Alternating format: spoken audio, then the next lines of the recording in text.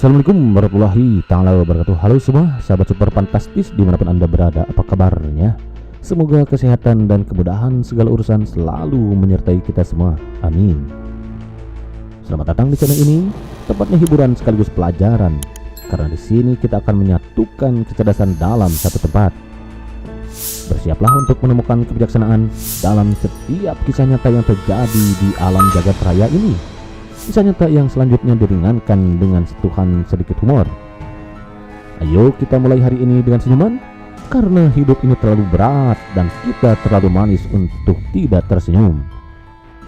Siapkan secangkir kopi hitam untuk menemani hari Anda dan selamat menonton. Berkata baik atau diam merupakan kekuatan yang terkandung dalam dua pilihan sederhana.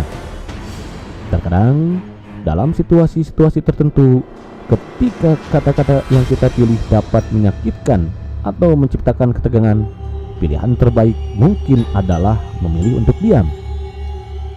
Diam bukanlah tanda kelemahan, melainkan tindakan bijaksana untuk mencegah konflik yang tidak perlu dan melindungi hubungan antar manusia.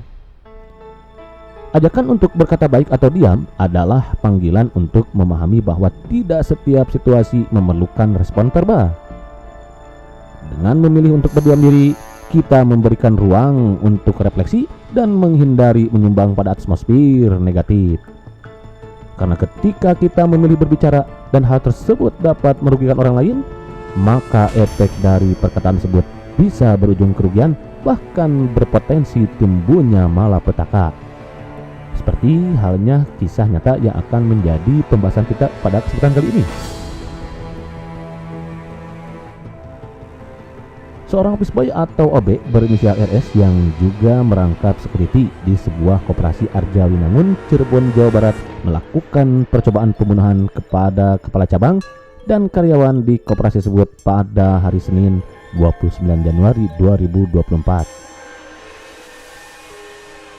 OB menyerang kepala cabang dan menyerang karyawan dengan senjata tajam secara membabi buta. Dalam peristiwa tersebut, 4 orang terluka parah terkena sabetan senjata tajam, termasuk kepala cabang. Beberapa di antaranya harus dilarikan ke rumah sakit Arjawinangun untuk mendapatkan perawatan intensif. Kisah bermula pada hari Senin 29 Januari 2024 sekitar pukul 6 pagi menjelang briefing pagi di kantor. Saat itu, pelaku mengunci 9 karyawan di dalam kantor yang berlokasi di Desa Kebonturi, Kecamatan Arjawinangun, Kabupaten Cirebon. Tanpa adanya kecurigaan, semua karyawan melakukan kegiatan seperti biasa. Namun, pelaku langsung menyerang kepala cabang secara tiba-tiba. Aksi nekatnya tersebut diketahui karyawan lainnya, hingga akhirnya aksi percobaan pembunuhan itu berhasil digagalkan oleh karyawan lain yang berada di lokasi kejadian. Namun akibatnya, mereka yang berusaha melerai pun ikut menjadi sasaran penyerangan RS yang lagi gelap mata ini. Ada 4 orang yang menjadi korban dalam peristiwa tersebut. Para korban tersebut antara lain kepala cabang dan 3 orang pegawai koperasi. Beberapa luka tebasan senjata tajam mengenai tangan, kaki, dan kepala. Kasat Reskrim Polresta Cirebon, Kompol Harjo Prasetyo Sono, membenarkan peristiwa itu. Ia mengatakan pelaku sudah diamankan di Polsek Arjawinangun untuk pemeriksaan lebih lanjut. Pelaku sudah diamankan, tadi olah TKP di lokasi manajer cabang lantai 2. Barang bukti yang ditemukan diantaranya 1 bilah senjata tajam jenis parang dan pakaian yang dikenakan pelaku, katanya saat dikonfirmasi di polsek setempat. Pelaku berinisial RS dan saat ini baru berusia 23 tahun. Ia merupakan warga Gunung Jati yang berdomisili di Arjawinangun. Berdasarkan informasi, ia telah bekerja di kantor ini selama 2 tahun. Selain bertugas sebagai OB, ia juga sekaligus merangkap sebagai security di kantor tersebut. Pelaku melakukan aksi nekatnya tersebut karena adanya unsur balas dendam. Ia merasa kesal dan sakit hati karena selama bekerja di sana ia seringkali dimarahi. Samping itu, fakta lain menyebutkan bahwa pelaku sulit keluar dari pekerjaannya sehingga mendapatkan perilaku yang tidak menyenangkan. Karena merasa kesal dan sakit hati, Minggu 28 Januari 2024, pelaku merencanakan aksi sadisnya dengan menyiapkan sebuah parang.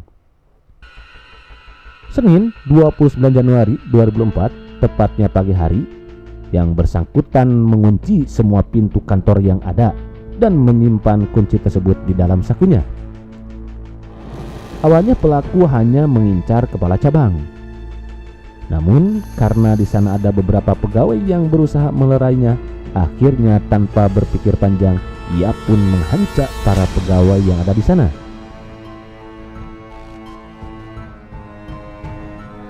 Saat korban berada di dalam kantor dan beranjak ke lantai 2, pelaku kemudian membuntutinya. Sampainya di lantai 2, korban langsung masuk ke kamar mandi. Saat korban berada di dalam kantor dan beranjak ke lantai 2, pelaku kemudian membuntutinya.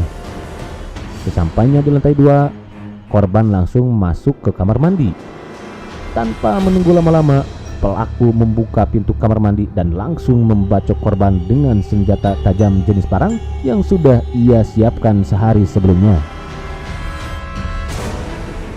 Saat pelaku tengah menghancak bosnya ini, salah seorang pegawai bernama Jessica yang kebetulan datang dan menyaksikan kejadian tersebut ikut menjadi hancaan si pelaku.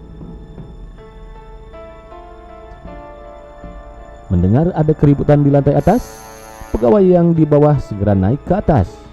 Di situ pelaku dicoba untuk ditahan oleh pegawai lainnya. Namun karena pelaku sudah kesetanan, akhirnya ia pun menghancak para pegawai tersebut.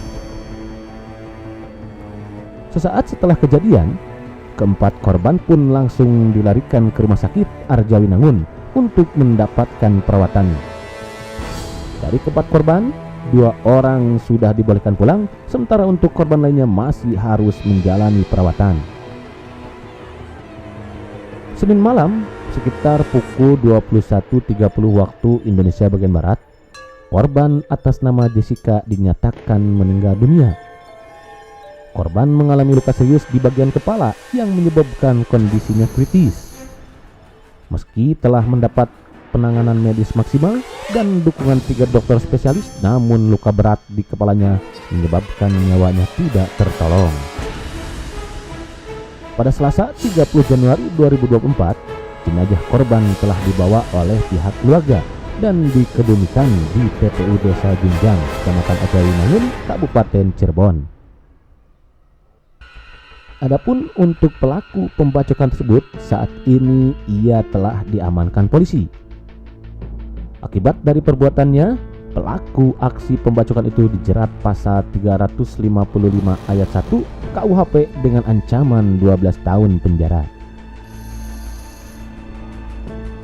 Kisah nyata ini dihadirkan dengan tujuan untuk memberikan pelajaran bagi kita akan pentingnya pengelolaan emosi dan komunikasi yang efektif dalam kehidupan sehari-hari. Merayu kepada kemarahan dan melampiaskan frustasi dengan kekerasan hanya akan memperburuk situasi. Kisah ini mengajarkan kita untuk meresapi dampak dari kata-kata dan tindakan yang keras terhadap orang lain, karena dapat memicu reaksi berbahaya. Oleh karena itu, penting bagi kita untuk belajar mengatasi konflik dengan bijaksana, membuka jalur komunikasi yang sehat, dan mencari solusi tanpa merugikan diri sendiri maupun orang lain. Kesadaran akan kekuatan kata-kata dan upaya untuk memahami perasaan orang lain dapat membantu mencegah terjadinya konflik yang berujung pada tindakan kekerasan yang merugikan semua pihak. Bukankah sang manusia terbaik di muka bumi ini, Rasulullah SAW, pernah mengingatkan kepada kita semua bahwa barang siapa beriman kepada Allah dan hari akhir, maka berkatalah yang baik, dan jika tidak, maka diamlah. Hadis riwayat Bukhari nomor 6018 dan Muslim nomor 47. Wallahu a'lam.